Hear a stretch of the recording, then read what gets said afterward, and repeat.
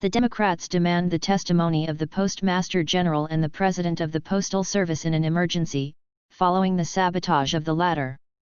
While Trump and the Republican Party have been warning for months of possible fraud.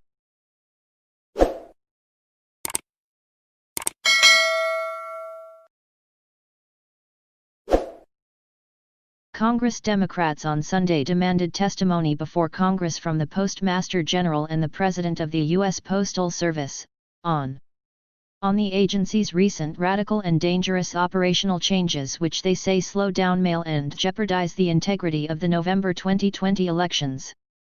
The demands of House Speaker Nancy Pelosi, D. California, Senate Minority Leader Chuck Schumer, DNY, House Oversight Committee Chairman Carolyn Maloney, DNY, and Senator Gary Peters, D. Michigan, the top Democrat in Senate Homeland Security and Government Affairs, is just the latest escalation in the mail-order ballot battle between Democrats and Republicans and President Trump.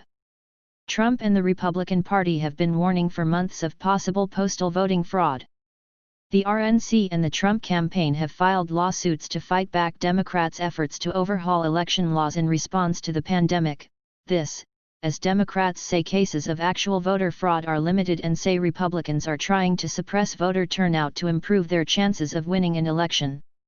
The president has explicitly stated his intention to manipulate the Postal Service to deny eligible voters access to the ballot in pursuit of his own re-election, Democrats wrote in a joint statement on Sunday.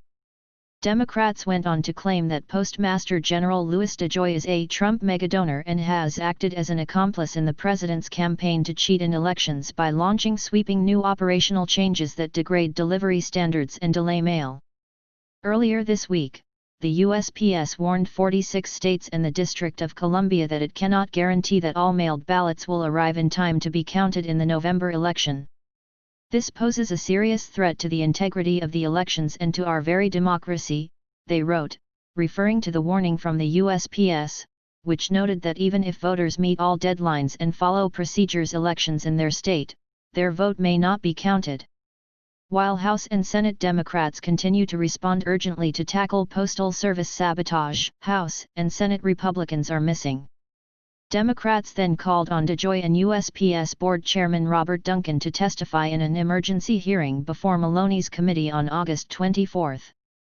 The hearing will examine large-scale operational and organizational changes within the Postal Service that experts believe could degrade delivery standards, slow mail, and potentially undermine the rights of Americans eligible to vote by mail in future November elections, they wrote.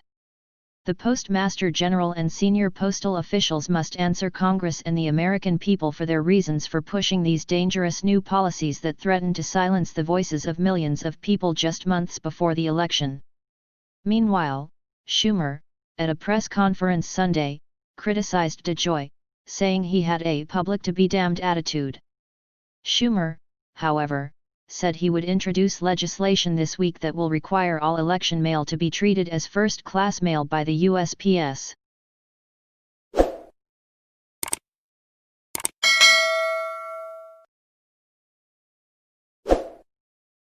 I will draft legislation, I will introduce legislation, Schumer said, noting that all election mail is treated as first class, should be treated as first class by post. Pelosi has said she could bring the House back from August recess to vote on similar legislation, and Schumer said on Sunday that he will demand that Leader McConnell bring back the Senate to vote as well. We can't let McConnell just ignore this problem, stay home, and say we don't have a problem like he has in the past, Schumer said.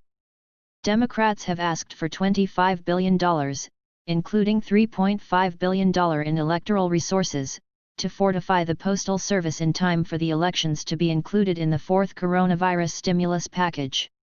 Trump has said the money from the postal services will not pass unless Democrats come to the coronavirus relief negotiating table and give Republicans concessions. Of course, if they give us what we want, the president said of the money from the Post at a press conference on Friday. And that's not what I want, it's what Americans want. Trump said Thursday that postal voting would not be possible without the funding. It's their fault, Trump told Fox Business Mornings with Maria. They want $3.5 billion for something scam, for postal votes, universal ballots. They want $25 billion for the post office. They need this money for that. Works, and they can take those millions and millions of ballots. The president said postal voting depended on funding.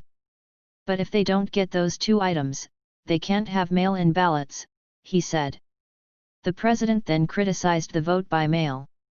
He said the ballots were sent to dogs and dead people, citing states like Virginia, where he said more than 500,000 bogus ballot requests were sent to voters, and in New York, where the postal vote had caused a week-long delay in announcing the results of some state primary races.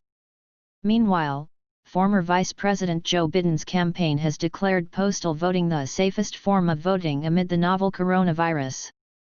But earlier this week, the National Institute of Allergy and Infectious Diseases, Dr. Anthony Fauci, said there was no reason Americans couldn't vote in person for the presidential election of 2020, as long as voters follow proper social distancing guidelines amid the coronavirus pandemic.